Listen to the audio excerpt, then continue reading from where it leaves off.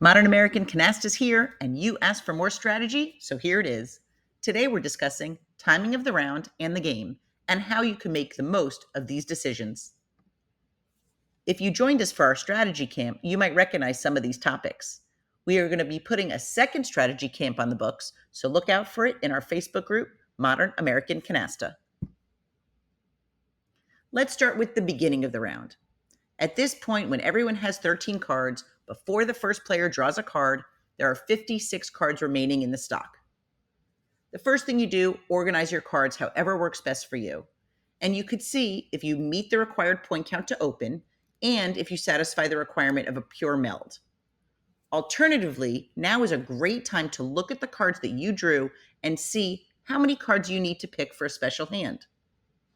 If a special hand doesn't look likely, you could usually try to open as quickly as possible, but there are many competing strategy decisions for this, and sometimes delaying opening might make the most strategic sense.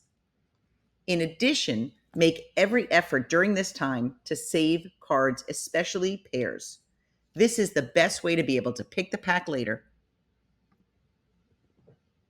Once you move on to the middle of the round, as the round continues, your strategy might switch. You might go from thinking of keeping cards in hand to pick the pack to switching to melding and trying to end the round. Some factors that you should consider during this time are whether the other team's opened or your team is opened, whether either team has completed 2 canastas, if you or your partner could go out soon to end the round. This is really key if your competitors have incomplete canastas that would result in penalties. So if they have pure aces, sevens, and wild cards open on the table and they haven't completed them yet, and you have the opportunity to switch, meld all your cards, and end the round, then that's what we would do. Next, do you have any safe cards to discard, or at least relatively safe?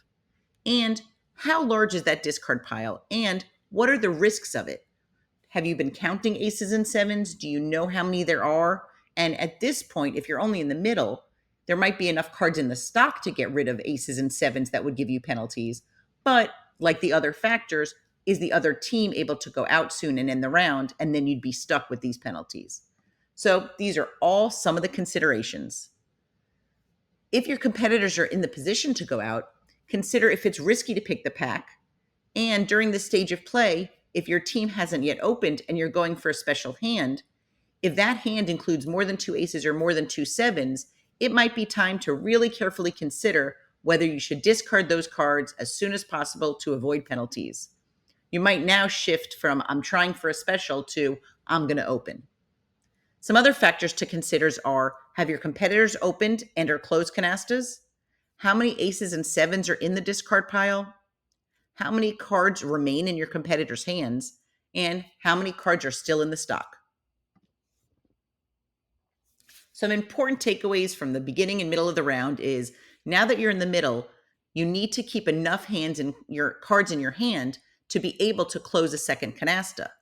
So if in order to meld or to open, you get rid of a lot of cards, and at this point you only have 1 card in your hand, you're going to be trapped without being able to end the round, and you're going to be not able to add any cards. So we gave an example here to show what we mean by this. If there are 5 cards down in the nines, let's say, and you have a 9 in your hand, and you pick another card, you can't add that 9 to the meld because that won't give you your second canasta. So really try not to be left with only 1 card if your team doesn't have at least 2 closed canastas, or at least 1 closed and 1 with 6 cards. So this way, if you get the 7th card for that canasta, you could put that down and then close the round. Otherwise, you're leaving it all in your partner's hand and you're just picking and throwing, picking and throwing. Moving on to our end of the round analysis. When you're nearing the end of the round, now it's really crucial to consider, before picking the pack, all of these below factors. Are there a lot of aces and sevens that you won't be able to meld or discard in time? Are there a lot of dead cards in that pack? And since they are dead and you won't be able to meld them and there won't be a lot of turns left, those are all going to be part of that negative card count. Are several canastas already closed by your team and the other team? And if so, while there might be a lot of cards in the pack, they might not be helpful or valuable cards. Are your opponents in the position of going out and ending the round? Is your team in the position? And finally, is your goal for this round to just close necessary canastas and go out? And if that's the case, look at how many melds are either 4 or more cards that you other team has. Because if they have 4 10s, even if you pick the pack and get 4 10s, you're not going to close that canasta. The most you're going to get is 4 10s plus 2 wild cards, which would be 6 cards. So be aware that you won't be able to close canastas with those cards if the other team has 4 or more cards in a meld.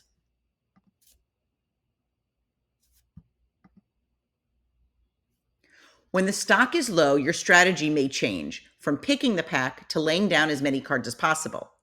So we don't recommend strategically to pick the pack if you're going to be stuck with penalties of aces and sevens and if you're going to have lots of dead cards. Now's the time to meld as many cards as possible. If you have 3 or more, you can make a new meld. You can add to melds and you could discard cards that would result in penalties. If, let's say, your team has a lot of 3s, or you can either close aces or sevens, sometimes picking the pack, knowing that you're going to be stuck with penalties, could offset or outweigh other penalties. So we always say there are so many decisions, and that's what we love about Canasta. It could be very strategic. So you know you're going to pick the pack and be stuck with aces, but you're going to close sevens. Or let's say you know you're going to pick the pack and close sevens, but you're going to be penalized with aces, but this way you're offsetting the penalty of the 3s because you're going to close 2 canastas. So it's a lot to consider, but it could be very helpful even if you're going to be stuck with penalties sometimes.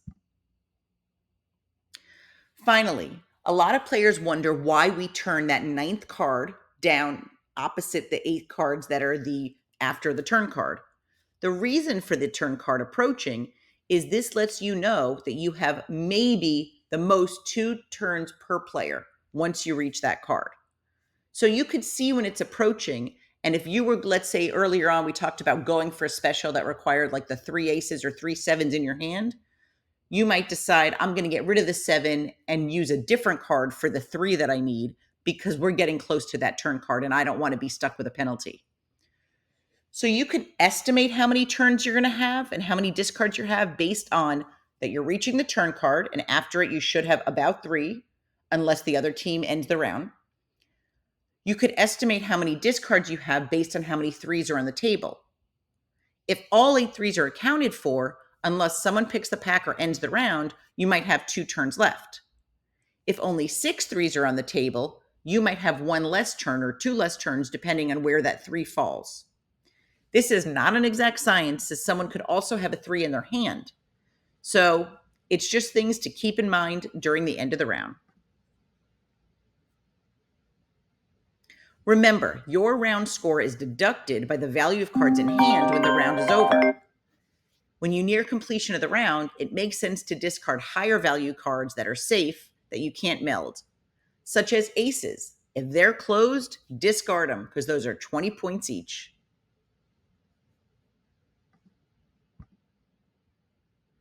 Now we're at the end of the game.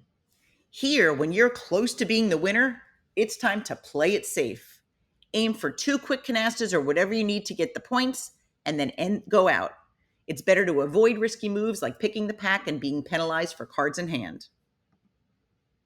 On the other hand, if the other team is about to win, this is your last chance, last-ditch effort.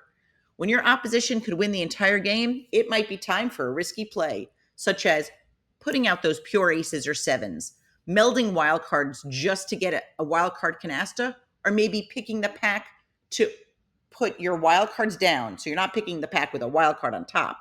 But let's say there's a 10 on top, but the only way that you could open is by melding only wild cards, but you get to pick the pack.